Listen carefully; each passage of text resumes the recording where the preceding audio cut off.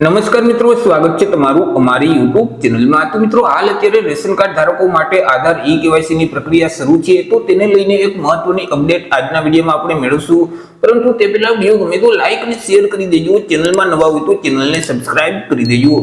તો ચાલો મિત્રો, વિડીયોની શરૂઆત કરીએ।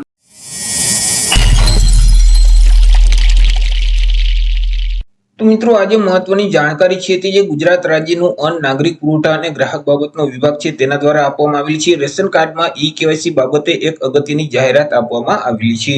મિત્રો, અહીં રાજ્યના જે તમામ રેશન કાર્ડ ધારકો છે તેઓને વિનંતી કરવામાં આવે છે કે જે લાભાર્થીનું ઈ-કેવાયસી બાકી છે તેઓને 31 ડિસેમ્બર 2024 પછી પણ જે અનાજ મળવાપાત્ર છે તે યથાવત જ રહેશે, એટલે કે અનાજ છે તે મળવાનું શરૂ જ રહેશે, તેમાં કોઈ પણ પ્રકારનો ઘટાડો નહીં કરવામાં આવે અથવા તો અનાજ બંધ કરવામાં આવશે નહીં।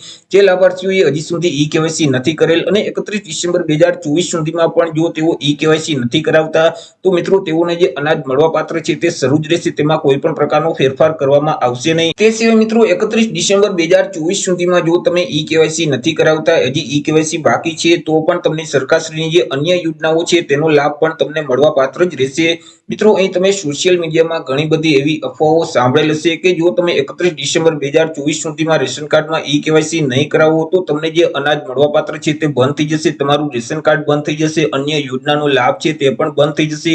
પરંતુ આ તમામ અફવાઓ છે મિત્રો। 31 ડિસેમ્બર 2024 સુધીમાં જો તમે ઈ-કેવાયસી નથી કરાવતા તો પણ અનાજમાં કોઈ પણ પ્રકારનો ફેરફાર નહીં કરવામાં આવે, તમને અનાજ મળતું જ રહેશે અને અન્ય જે યોજનાઓનો લાભ છે તે પણ તમને મળવાપાત્ર રહેશે।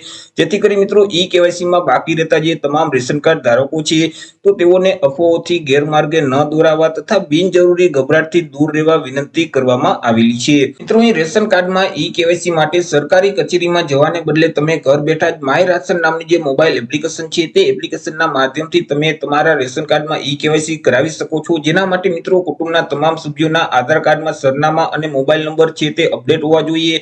તો તમે જે માય રાશન નામની મોબાઈલ એપ્લિકેશન છે તેના માધ્યમથી ઘર બેઠા જ ઈ-કેવાયસી કરી શકો છો।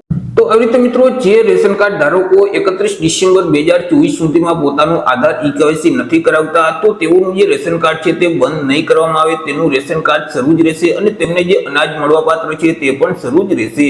તો આશા રાખું છું વિડીયો પસંદ પડ્યો હશે। વિડીયો પસંદ પડ્યો હોય તો લાઈક અને શેર કરી દેજો, ચેનલમાં નવા હોય તો ચેનલને સબસ્ક્રાઇબ કરી દેજો।